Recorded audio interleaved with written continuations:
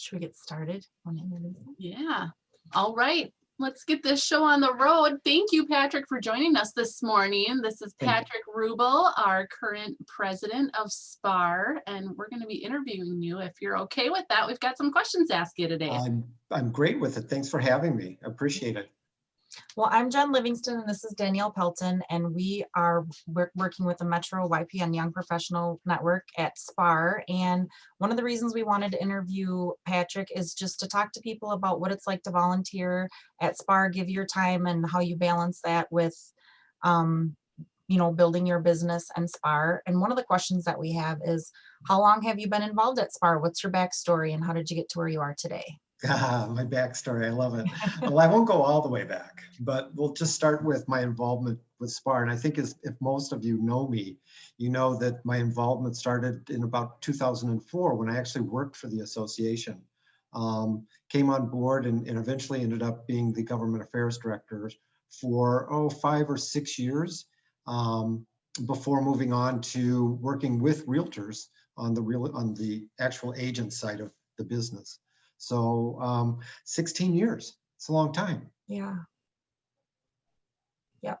And what made you decide to get involved in SPAAR after you got your real estate license?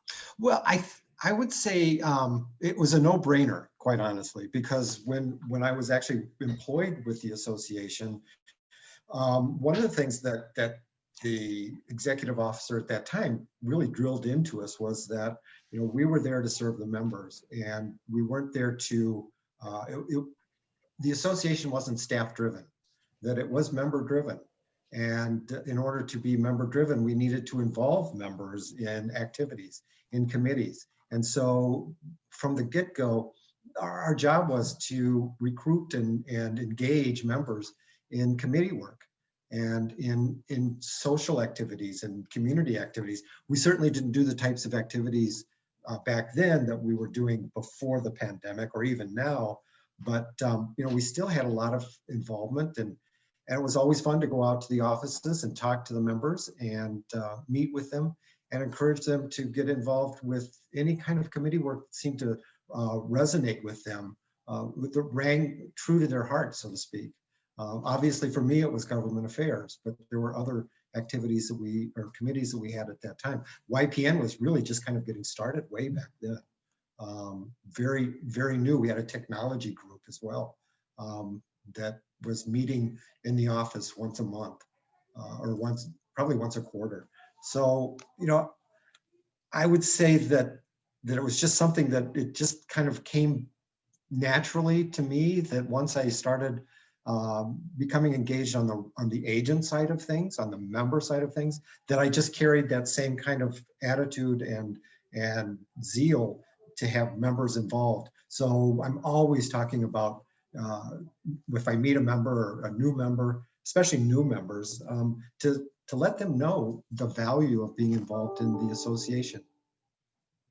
Yes. Perfect. Yeah. And so you started working there initially, so you've touched on this a little bit, but how has your role evolved over the years, and now being president? Was that always a goal of yours to become president of the association? No, it wasn't. I don't know that it was ever a goal to be president. For me, it seemed to be just kind of something that naturally evolved over time.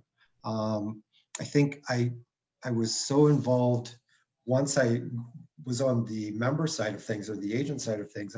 I got so involved in the different committees. And at that time, we were really starting to form some new committees. Diversity was new, community engagement was new, built around the pillars of our association. Advocacy, communications, community involvement or engagement, and communications. The 4 pillars kind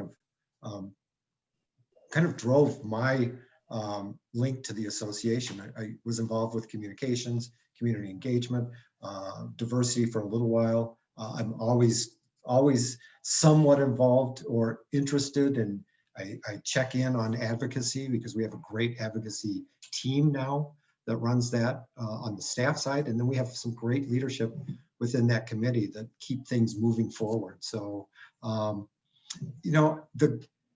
I think after getting involved with those committees, it was kind of, it just felt like I needed to take that involvement and that energy and that knowledge, if you will, to another level. So, getting involved in the board, getting involved in being appointed to the executive committee, and then running for treasurer. And once you take that step into that leadership officer role, you just kind of keep moving. And so once I started that path down the treasurer's role, well, there you go. I'm going to be president-elect. I hope. It's not a given, but that's just the path you take. And I think that's one of the things we always ask people when they're interviewing for that role as an officer is, are you ready to, or is your desire to, reach that leadership position of presidency? And we hope that they answer yes, because it's not a training necessarily, but it certainly gives you the information and gives you the talent and the knowledge and the experience of being a leader in the association.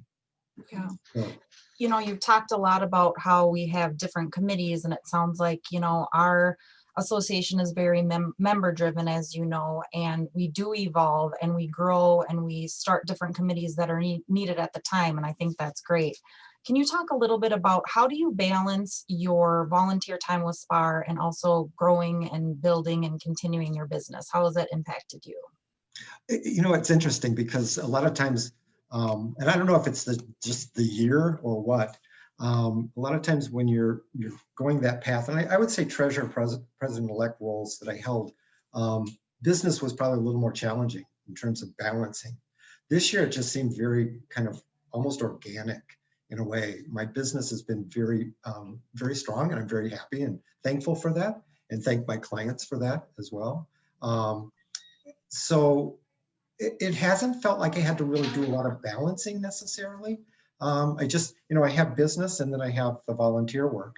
And so you tend to be able to, segment those enough to be able to support both sides of those activities equally if you can. I mean, this year's been good. There hasn't been as much travel.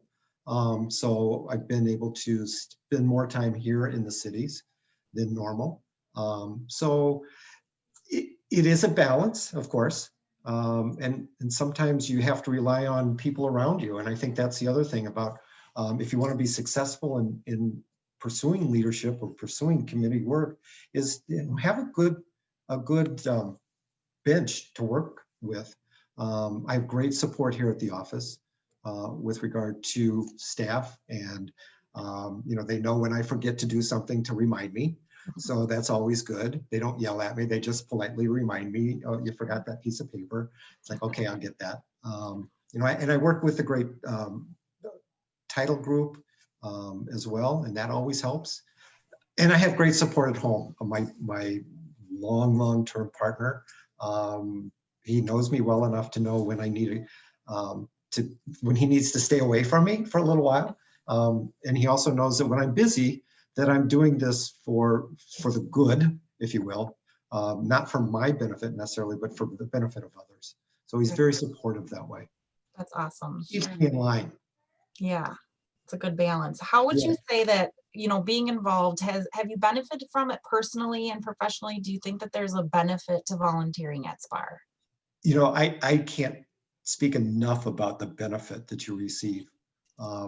Being involved. I think being involved in anything, we all know that we receive some benefit by the interaction that we have with people and with groups and different people. In this business, because it's so relationship oriented, I was talking to an agent the other day about this, in fact, about being involved and the value that you receive from it, because people begin to know you, and they trust you, and they respect you, and they understand you. And so when you're negotiating with some of these folks, it makes it a lot easier, I think, in the long term to be successful, because you have a reputation out there that people know, and they respect the fact that you are involved in a lot of different activities. Actually, we were talking about this around broker opens, and how and that's an involvement. It's just going to broker opens. We don't think about that, but it used to be where people would go to those and you'd meet new agents and you'd meet agents that have been in the business for years. And that's a perfect way to get to know people. But getting involved in a committee is very similar in that way, that you really do get to sit down and know somebody from not just their business, but from their heart as well. And I think that's really important in anyone's business. Yeah, absolutely. So if you had to pick one thing, what do you think is the best part about being involved in the association? I know it's probably hard to choose one thing, but overall. Well, the one thing would be people. And I think, it goes back to what I was talking about earlier, is you just get to meet so many different people and so many people that maybe aren't like you. And so it challenges you to listen to people, to have a respect for people, to understand people, and for them to understand you as well. So I think probably the most you get out of it is just the people that you get to know. Would you say that's one of the most important things about volunteering there too, is the people that you meet and the relationships that you build? Well, I do think that that's important. I think that, the relationships that you build are long-lasting relationships. Tom Weiner just coming into your office and saying, hi, I've known him since 2004. And, there's a great deal of admiration and respect for him. But I think there's also, it's the people that you get to know, but it's also the feeling that you're contributing something, that you're building something that's long lasting, that you're involved in change. And I think this year has been an incredible example of what change is all about. We've had to adapt because of the pandemic, because of everything that's happened this year, both the COVID-19 pandemic and as well as the civil unrest that we experienced.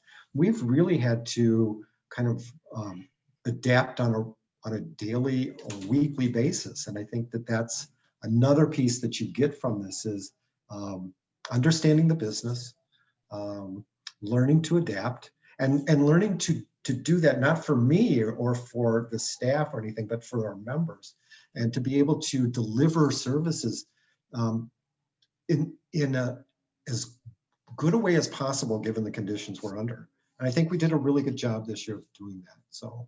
Absolutely. So for members that are watching right now that are kind of on the fence about joining, what is something that you would say if they're on the fence? Like, how would you go about talking to them about getting more involved?